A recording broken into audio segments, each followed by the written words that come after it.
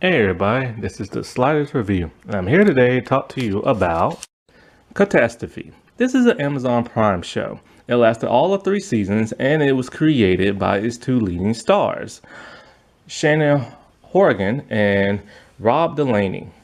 This is a cute little quaint light comedy romantic show. I really enjoyed this show. It's nice, it's pleasant. There's light humor, but when they do add the humor, it is pretty hilarious and stuff. Like it's pretty unexpected. Now this show is really cool because it's both kind of it has realistic elements in it, but also kind of not. See, this show, every season is 6 episodes and it airs in London. This is a hybrid show of American, England, and Ireland. The two lead stars, Rob, he is American, and Sharon, she is Irish, but she lives in England in this series, and that's where it's filmed. And it's a nice little blend of you know, 3 countries and their style of humor. I really like that because humor is subjective and it's different across the world. What might be funny here in America is totally different over in England and it's totally different in Ireland.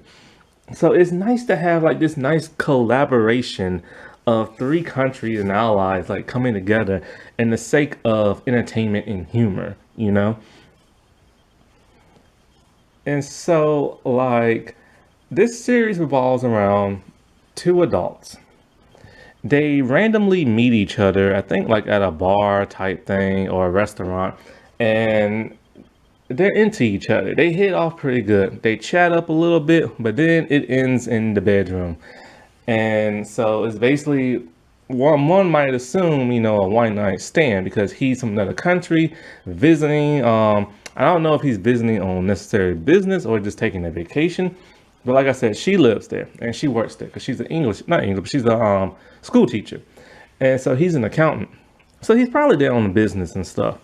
And also probably a little bit of a vacation. And so, they're really into each other. Like it was just kind of like an attraction at first sight. So she wants to know when he's gonna leave. And I think he says like Thursday. Not sure what day it is when they met. But needless to say, in about let's just say a week span or so, like 7 days or so, they do it over and over and over and over again. 25 to be exact, she said. And so they're really hot and heavy on each other. So for them two, it was probably just like, hey, having a little fun while on vacation, nothing serious, nothing like that. But they are kind of like attracted to each other nonetheless, but not like so much in a romantic kind of way.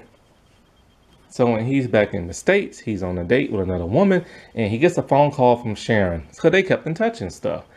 And she calls him with a huge bombshell. She's pregnant. And so he's all like, how and everything. And she's all like, well, they clickety clack for like 25 times and they only use the condom 2 times. And yeah, that will kind of do it. You gotta be smarter than that, people. Like, seriously. Like, protection, man. Like, what if them two would have had like an STD or something like that? So she's freaking out because, she's in her 40s, probably like mid 40s or something like that. And so is he. And so it's kind of like, the idea of having a child at this such a late age and she's not married is like devastating to her. So while he's still on his date, he's pretending like it's his mom. I'll get in his mom a little bit later. You won't not believe who she is played by. And so like they're talking and she's all like, what do you want to do about this and stuff? Like, what are we going to do? How are we going to handle this and stuff? So, there's all they were weighing in their possibilities. They don't want to go the abortion route. They don't want to go the adoption route. And it's kind of like, he doesn't want to like leave her like stranded with a child overseas and stuff. Because, that actually happens a lot. When people go visit, they fool around with somebody, or they're stationed someplace in the military and they fool around with somebody, or they met them online and they fool around with somebody. And then they end up dating for a while and then they have like a relationship and they get pregnant and then all of a sudden the guy like leave. I used to talk to a lady from Germany. she was like that when she got knocked up by an American soldier dude one time, and she hasn't seen him since. Anyway, so like so he decides he's gonna do the responsible thing and go there and be with her and help raise this child. And that's really sweet and nice. You don't see too many guys, period, no matter what country you live in, that will do something like that. Because it's like most men, once they make a baby, they end up leaving or they start denying it and stuff. And so they're pretty like panthic and stuff like that, but they do come to the conclusion, okay, let's just start dating, so this won't be too awkward and everything. And since they have messed around a lot, and since they do have an attraction to each other, and they're gonna have a baby, the next logical step, hey, let's just date. So they start dating, and he stays over there. I'm actually kind of glad he went over there to stay with her because of the atmosphere. Because it's kind of like this would have just been like another American comedy I could have watched. I don't really want to see American landscapes and buildings and all that. It was nice to see parts of London and hear all these accents, and to hear her Irish accent, and then to hear like her friends like English accents and stuff like that, and seeing them drive on the opposite side of the road, and their currency, that was just a nice like fresh breath of fresh air. It's nice to like watch shows from like other countries and just like take it in for what it is. So he goes over there and he stays, and he still like has his job as an accountant, but he decides, hey, why don't I open up a chain over here in England and stuff. And his boss and them are like, okay, fine, whatever. And so now this is the part that kind of gets kind of irritating a little bit. Now, while they are dating, they are starting to get to know each other, but we really don't see that on screen like at all, because there's only 6 episodes, and this will span the span of like 9 months into her pregnancy. So it's kind of like they're skipping a lot of months. So at sometimes it is kind of hard to follow along with the story because you assume this is going by like a daily basis, but then you start to see her start to show, and it's like, oh wait, a couple of months has passed. This is that European format that I can't stand. I wish their shows would be longer than 6 episodes. They could have told so much story in either 13 episodes, 10, 20, something like that. But 6 is just not enough. And also, when a show is good, you don't want it to end after just 6 episodes. And so it's kind of like the part that's a little frustrating is that he adjusted to English lifestyle like perfectly. We don't see him struggle at all, but we don't see him drive at all. So, but that would have been nice to see, because it's kind of like, yeah, think about this. He's from America. He's in another country. Things are going to be different. Now, I don't know how often he goes over there. But it's kind of like maybe he goes often, so he's a little bit used to like how things are over there. But it would have been nice to see as a viewer to see him like accommodate to other like customs and stuff. Another thing that's slightly irritating, it would have been nice to see them two bond and like get to know each other. Now, they do bond. I'll get to that part a little bit later. But it's kind of like we don't see them two ask each other, oh, what are your hobbies? What's your favorite type of music? The shows you like to watch, things you like to eat. We don't get to see none of that in the show. It's just like from point A to point B, they act like they've been together for like years and years and years. Like they know each other so well. And so it's kind of like it would have been nice to see them interact and get to know each other, so us audience can get to know them too, because for the most part we really don't know that much about either character. We know little bits and pieces here and there as the series goes on, but that's about it. Now, in the second episode, we do get to see her kind of get like a little flustered with him. See, she's used to being on her own. She lives on her own. She hasn't really dated in a long time. She has a brother. She has parents that are still alive, but they live in another part, like I guess of like England, or they still live in Ireland, something like that. So it's kind of like she's not really used to having a person like sleep beside her all the time and be in her personal space. And she literally tells him, hey, I kind of need like, I want a little personal space. Why don't you just go around town and just like do stuff? And he does it and stuff. And so One nice thing to see is that we do get to see a part where she is trying to adjust to being pregnant, which is not easy because now she's getting extremely horny and like turned on. And oh, by the way, there's like some brief nudity and sex stuff in this show, so you've been warned now. But yeah, it's just like she gets like extremely horny and stuff that comes with being pregnant. Every little thing is turning her on, and she goes into a store, like a convenience store, and she's looking at a magazine with all these guys with muscles, and she's just looking through the magazine, and she just can't like take it and stuff. And then so it then sex starts to be a little awkward with them because she's a little worried, because like oh, because that's where the humor stuff comes in. Oh, what if you dent up the baby or something like that, and and it's kind of like she's trying to perform on him, and it's not really working out, and he's trying to do her, and it's not really working out, and and it's nice to see that the body adjustment and the sexual orientation adjustment, sexual lifestyle of these two people. Now, in terms of bonding, like I said before, they act like they've known each other for years, but they only now known each other for a couple of weeks, couple of months. And they're acting like a married couple already. So we didn't get no nice interaction with that. But the interaction they do have with each other is very pleasant. Like they get along very well. And every now and then they'll have like a scuffle and stuff in this first season. But it's like played for like either laughs or something like that. And one cool thing about this is like the actress. When somebody says something funny on the show, she giggles and laughs, and it's so natural. I don't know if she's breaking character or that's supposed to be her character supposed to laugh, but it's nice to see a person on TV actually laugh. And not only laugh, but laugh naturally. That's something you never really see in a comedy. How often do you ever see people laugh that's not like a hysterical laugh or like somebody is like a huge punchline to a joke and then somebody laughs? That's normally when you see it or you hear like a laugh track. But it's nice to see like an actual character just pleasantly like laugh and giggle and stuff. Now, not all things are good in their relationship. When she starts to get like examined, that's when some of the more nightmarish and sometimes humorous stuff comes into play. The first nightmare is that when she's getting examined, the baby and stuff like that, they tell her you have cancer. Not full blown cancer. It's kind of like they say it's pre-cancer, something that can be easily treated, but they have to keep an eye on it. And she is devastated because she's like, oh my God, she's a 40-something-year-old woman. She just met some random guy who she's now starting a relationship with, and she's pregnant by his child. He's from another country. And not only that, but now she has cancer. So she is freaking out, and rightfully so. But they say it's pre-cancer. So they don't really dwell on that in the whole series. It's only brought up in 2 episodes, and that's it. A couple of episodes pass.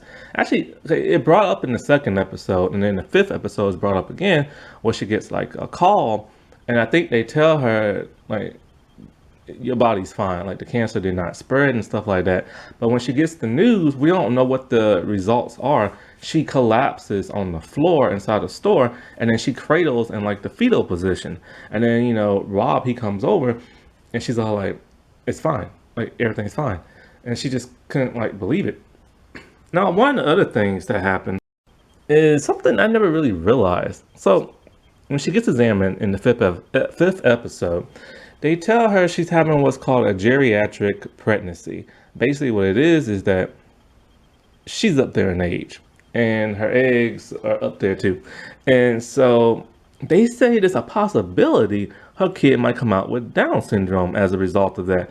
I've never once heard of that being older and your baby might be subjected to that. But it's something they wanted to keep an eye on and stuff. So she's devastated about that because she doesn't want a child with a disability, because she worries what she's not being able to take care of the child and fulfill its needs and stuff. But they played the whole geriatric thing like for laughs because she gets hysterical with it. But then it does become a serious moment where she's just kind of like, what am I going to do? What are we going to do? Like, what is this child going to end up like? Now, they don't dwell on that. It would have been nice if they would have kept that in the entire episode, but it goes into a different direction. But then it brought up towards the end when the doctor tells her, everything's fine. And then when she's like standing around like on a curb or something like that, a sidewalk, she sees a lady And this lady has a child, beautiful child, and the child has like autism or like Down syndrome type thing. And she just looks at the child and she looks at the mom and tells her, "Your daughter is very beautiful." And then she just stares and she stares, and her expression is like fading into like happiness to sadness to an understanding moment, because now she kind of realizes that even if your child comes out differently, it's not the end of the world. You can still love your child no matter what. And this woman clearly still loves her child. She puts her in all these nice little beautiful clothes and stuff like that. And it's just like she worried over something that a lot of people worry about, but they don't understand that for the most part things will be okay. Now some people are have extreme mental conditions as a result of that, and that's a little bit harder to deal with. But people still get aid on being helped for that. So she probably feeling a little shame that she felt that way to begin with. But and it was just nice. Like she doesn't, she doesn't even have to say nothing. It's all in her expression and all in her face. Now Rob gets a little bad news too. It seems that his accounting firm in the England branch is not doing very well, so they're going to close it out, and they want him to come back to America. And so if he doesn't come back, they say he will be fired. And so he tells her this, and he's all, well, first he doesn't tell her. First he's all like, "Hey, how would you like to, move to New York and this, and that?" And she's all like, "I don't want to move to New York. My friends and family, my whole life is like here. And so then she asks, why is he bringing this up? And he tells her. And she's all like, "Well, you just need to find a job over here." And I'm just thinking to myself, why don't she want to spend half her time there and half her time in the States? Or kind of like just because it's kind of like this. She's a school teacher and she has a job. Now, I don't know how well they pay over in England, but in America, they don't pay that well for school teachers and stuff. At least from the ones I've heard complain about it. So it's kind of like he has this great, amazing job that brings in tons of money. And so you would think that she would want to pack up and move over here. And then, because she could easily find a teaching job over here. It can't be that different from England. Or she could find something else. Or he can just take care of her until she has a baby, do some maternity leave type stuff, and then later on find another job. So I think that was kind of selfish of her. And plus, she was kind of horrified when she found out he had lost his job and not going to have that much money coming in. But it's kind of like the logical thing would have been like, to move. Now they do stay in England for the remainder of the series, but then something happens in the third.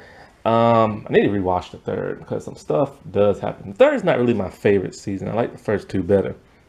Also, with the third, tragedy hit with the lady who plays his mom. So now it's time to get into some characters. The recurring characters on the show is this married couple.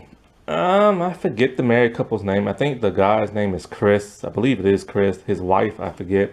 They've been married for an extremely long time. Chris has gray hair. His wife is older. They're up there in age too. And they're friends with Sharon, and they become friends with Rob. They have been together for so long to the part where they're starting to drift apart. At least Chris is. Chris is just getting kind of really tired of his wife.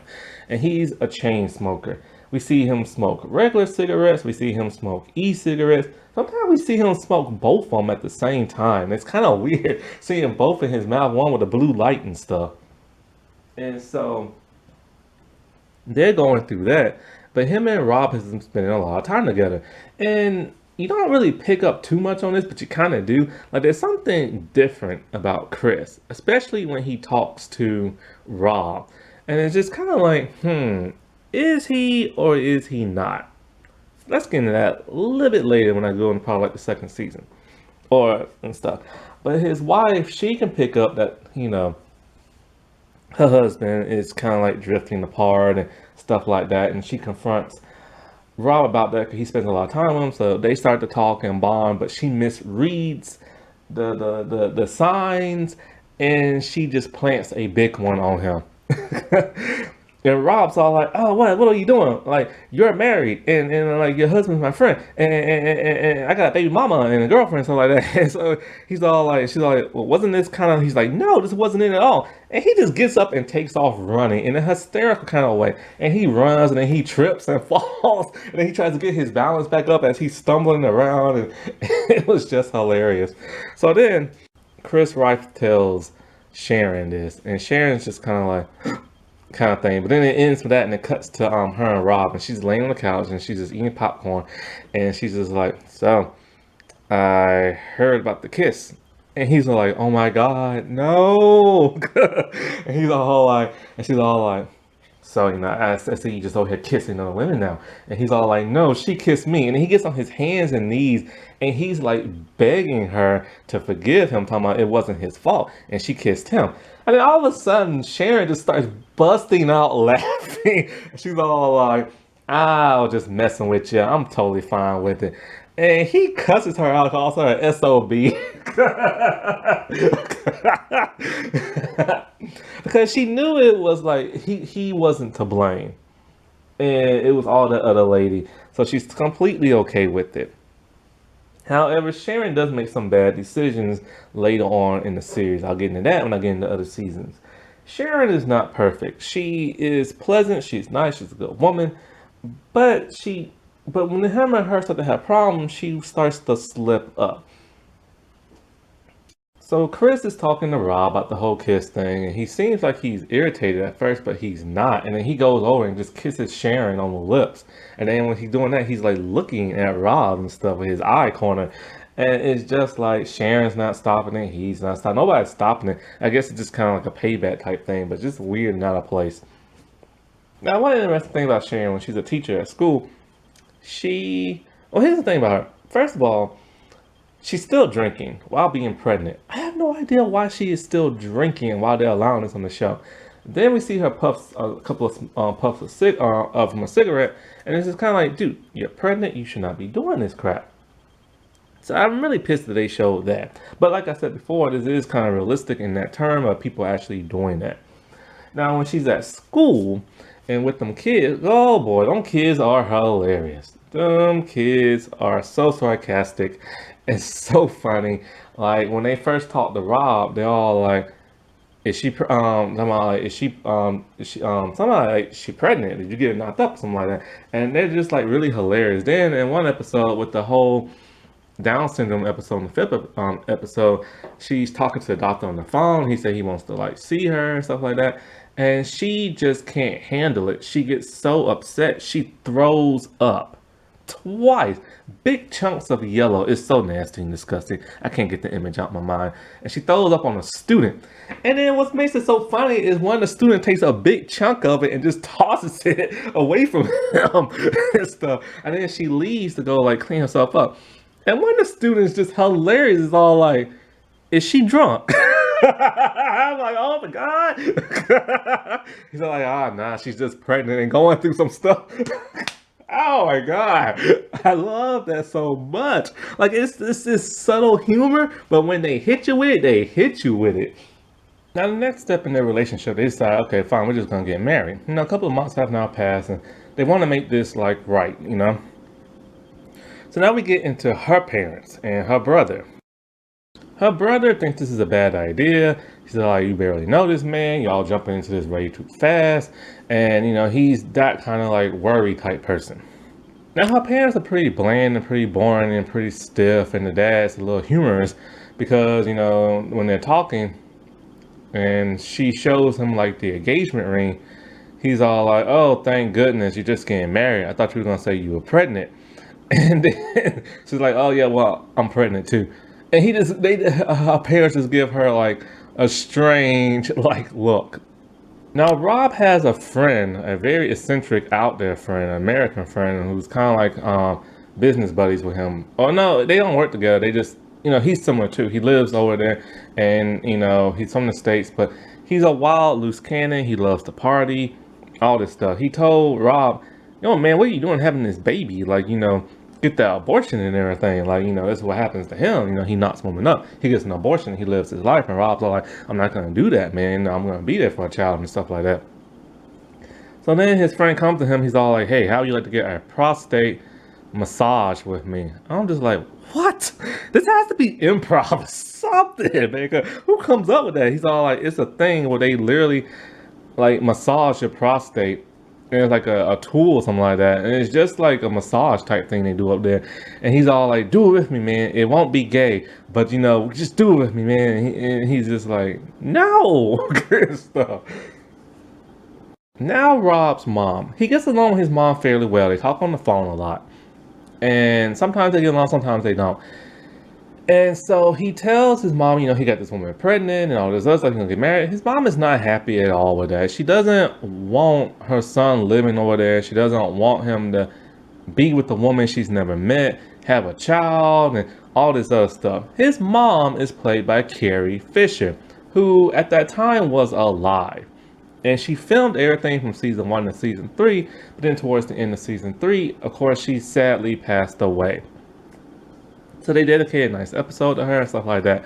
And Carrie is hilarious in there. She's just kind of like that overprotective mom who doesn't want her son to be with like no woman and stuff, because no woman is good enough for her son, and trying to like step in and take her place type thing. So in the season 1 finale, we see Sharon. She's at the airport and she's waiting for Rob to come back. And when she sees him, she's hysterical and to the point of tears, because she seriously thought he was just gonna like up and leave her, since he went back to the States to go visit his mom and stuff. And he's all like, "No, I would never leave you," and everything. But she just can't help it because her emotions is all out of whack. And we realize now that Rob realizes that him and his mom actually never really truly get along. Like, it took him all these years just to realize that. And he couldn't believe it.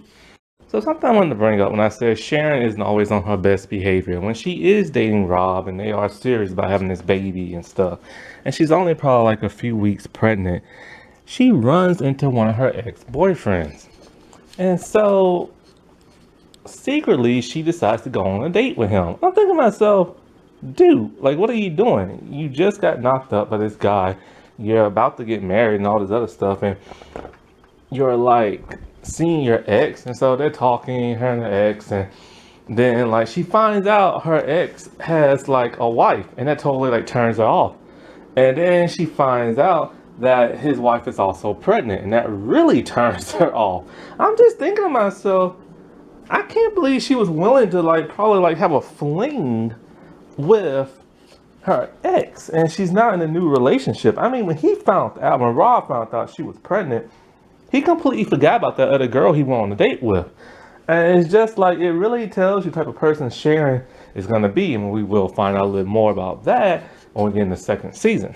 Now, when it comes to Sharon, she does truly care about Rob. Even though, she went on a date with her ex, she really does care about him. Because when she is talking to his mom on the phone, which does not go well, she finds out he had an ex-girlfriend, he got pregnant, and she is furious. She wants to know why he never mentioned he got another lady knocked up in the past. And he tries to explain it to her and stuff, because the baby did not survive, and he just doesn't want her to know that. But then she starts to get jealous, so jealous, she goes on Facebook and she starts typing in every the lady's name, and all these names come up, but she thinks she's zeroed in who it might be. And she's looking through all the pictures, and she's just getting like jealous and stuff. And then she starts to see, this lady is now married to another man and has a nice wedding dress. And it's just kind of like, it just like hits her. So thankfully Rob is able to find like a new job, but he's not really hitting it off with the people. They're just not really feeling his sense of humor. Also, it turns out these people he worked for are kind of bad. They used to like, their product used to like kill people back in the day or something like that. So needless to say, he's not too happy with that. And then he tells Sharon, and Sharon's all like, well, it's not forever, just for like, 18 years and stuff. So they're talking about the wedding, and when we see Sharon, she's very, very, very pregnant now. She's about 8 to 9 months. And so it's like, I think she's 9 months. And so they're talking about the wedding and how it's coming near and how they need like best men and maid of honor and stuff. And he said, what about Chris's wife, Fran? And she's like, I don't know. Maybe this other old friend of mine. But then he needs a best man, so he thought about, well, what about, Sharon's brother? Um, what's his name? Um, Vigal, I think it is. And so she's all like, well, yeah, I guess you can ask him, but you're like, you barely know him. And he's all like, well, I barely know you. So when we see Sharon's brother, he's all like, yeah, sure, I'd love to be your best man, like your brother and stuff like that. I'm like, when did he start liking him? But then I realizes he's drunk. And he's drunk because his wife is leaving him now. So he's extremely hysterical, but Rob is trying to like calm him down. So when Rob sees Sharon, she's with her friend Kate, who's gonna be her maid of honor. This is the first time we ever saw Kate in the show. And Kate is kind of like drunk or something. She's constantly giggling and laughing and acting hysterical. And so like Rob is talking to her like, how you talk to your brother? Do you know what he did? And she's all like, no, what? He's all like, what? Don't you know like his wife like left him? And she's like, yeah, I know. She does it like twice a year. He's like, do you know why? She's like, well, yeah, he's a prick. He's all like, no, I think he actually did something. Because see, her brother told Rob that he's a monster and he did something. His hands kind of was in that strangling position. And Rob kind of thinks, oh no, like her brother might have like done something really bad to his wife. But Sharon is upset about this. She's all like, don't you slander my brother and blah, blah, blah, and stuff like that. And, don't you talk bad about him. So they have like brief arguments about stuff like that, but nothing ever too serious. So it's time for the engaged couple to have like their little bachelor and bachelorette party. And so it's Chris, it's Sharon's brother, and it's that one dude from America that Rob knows. I'm actually surprised that he ain't asked Chris or the American dude to be his best man. I mean, he's known the American dude a lot longer. He's just now starting to know Chris for at least 9 months. And, Sharon's brother doesn't really like him all that much, so it was kind of weird, but hey, whatever. You know what I'm saying? So Kate takes Sharon to like a bar, and so Kate is dressed very like scandalous, and Sharon, she's getting hit on by this one dude's all like, oh yeah, my daughter's having a baby and stuff like that. And then he leans in to kiss her and she's all like, what the heck? And she moves and the dude just falls face down, face plants into like the floor and stuff.